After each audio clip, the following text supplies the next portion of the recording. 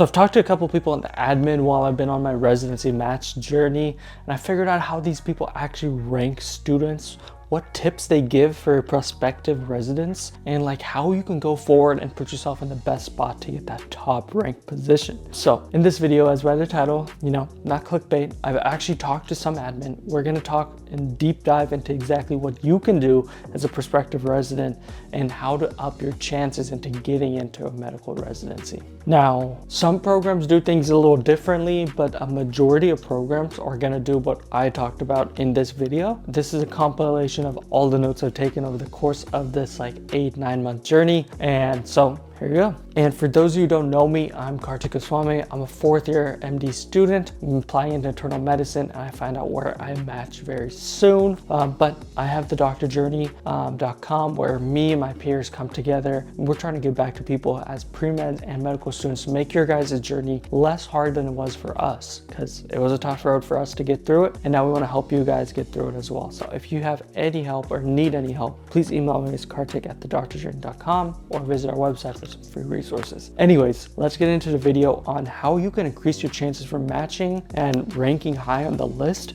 directly from the admin itself. These are from some higher up admin, different programs, so let's get into it. So let's start with what gets you an interview. So most programs that get you an interview, they have their own specific algorithms with the variables that they think are important for students. So here are a few things that you kind of need to do in order to get this interview. One of the most intriguing things they said was 4th year rotation grades matter so much. They want to see how you do in your sub-Is, because sub-Is is the most like direct thing you can correlate to a residency, because sub-Is you get worked extra, you work like full hours of a resident as a medical student for the most part, and they want to see how your grades are. I want to swap on specific programs that said, hey, we don't look at anything less than honors on your sub-I. That means that you haven't done well, you haven't performed well enough for our residency. Now, this was for specific programs, not every program's like this, but try to do well in your sub-Is. I think doing bad in your sub-Is is automatic X, but doing okay or good is on the right track for what these programs want to see. So signals,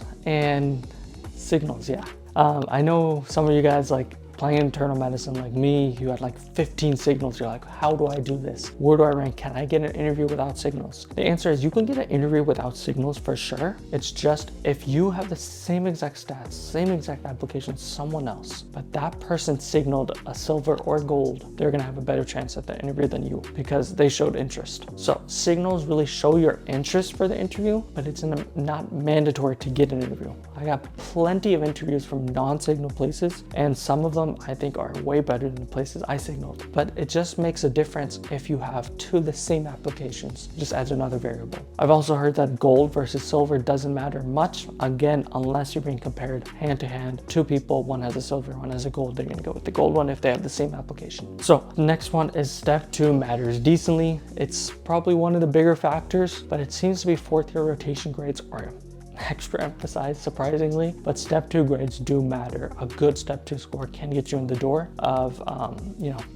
resident interviews, but a bad step 2 score can automatically cancel your application from even being viewed. So step 2 does matter. Obviously try to get around the average. Average for my year is a 250 on step 2. So getting around that average will open up doors, keep doors open for you in many different places. And then the next thing was 3rd year clinical rotations. The grades don't matter as much as the evaluations does. They want to look at all the evaluations people have said about you. How are you in the clinical setting? How are you in the patient setting, in the hospital? They want to see your personality come to life in front of other people. So they're going to look at that. That's pretty important for them to decide who gets an interview and who doesn't. Another thing is a failed step 1, step 2 score does not automatically mean a rejection. Even at higher places, it seems to be that if you have a story behind why you failed and you have a big increase to a really high score and you had a reason behind that fail, they will look at you. They will want to know why you had that and how you overcame it. Now, if you had a fail barely and then you just didn't study enough because you were lazy and then you studied enough and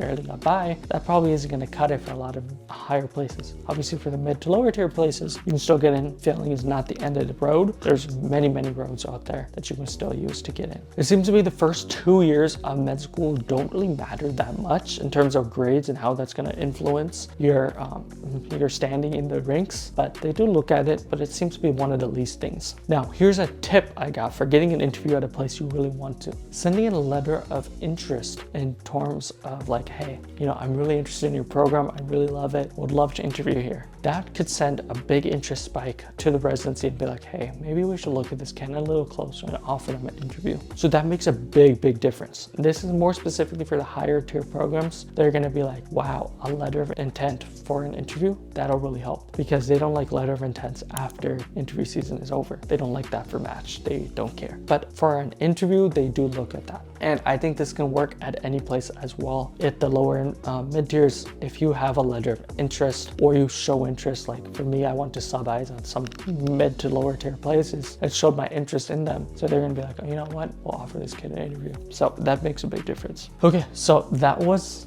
how to get to interview. Now you're at the actual interview stage. Here are the tips on what to do when you actually hit the interview stage. This is by far the most heaviest weighted thing in your whole application after everything's done and dusted on how you're going to be ranked.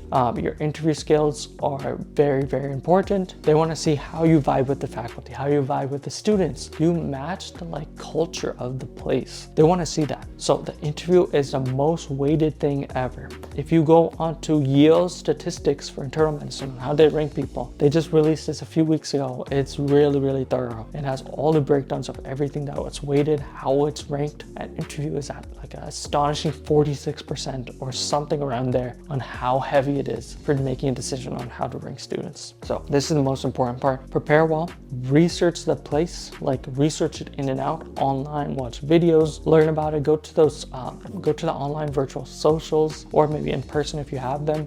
Go everywhere, show that interest, learn all about the program, and enter interviews, ask questions that matter.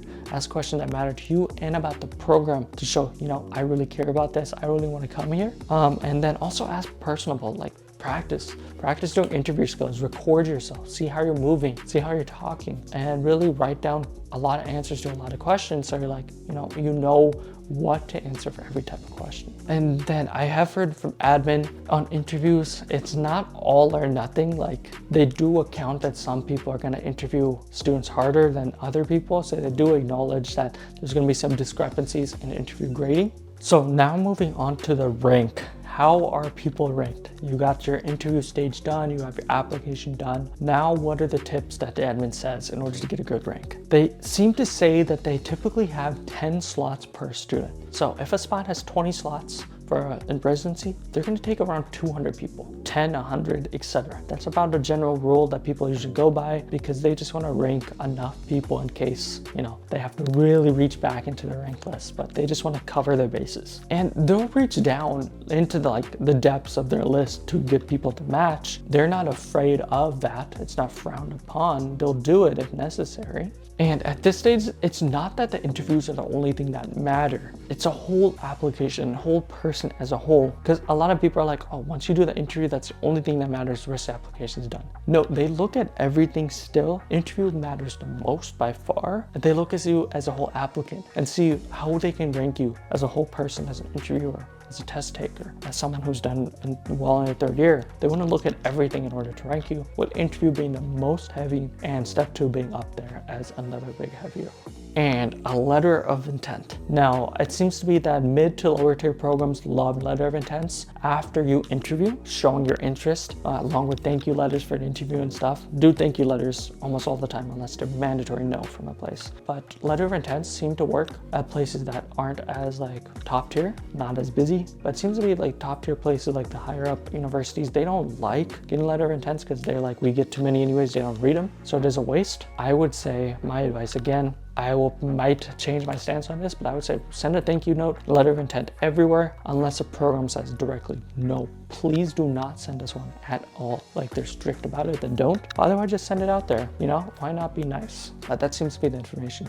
And yeah, that's kind of all the information on how to get the interview, how how to perform during the interview, and how they rank people, and how to up your chances. So these are all different ways that the admin said are very important tactics to them, not important things from the students they want, things they want from the students. All these things are straight from the admin that I've talked to and gathered notes over time. And I think this is a cumulative list of everything you can do as a prospective resident. I think it'll really help your chances and give you a good understanding of what to expect. So hope that helps. Hope it gives you some insight onto the match and residency rank list process from the admin side and what they see. And yeah, hope that helps. Stay healthy and stay happy, everyone. Take care. Bye-bye.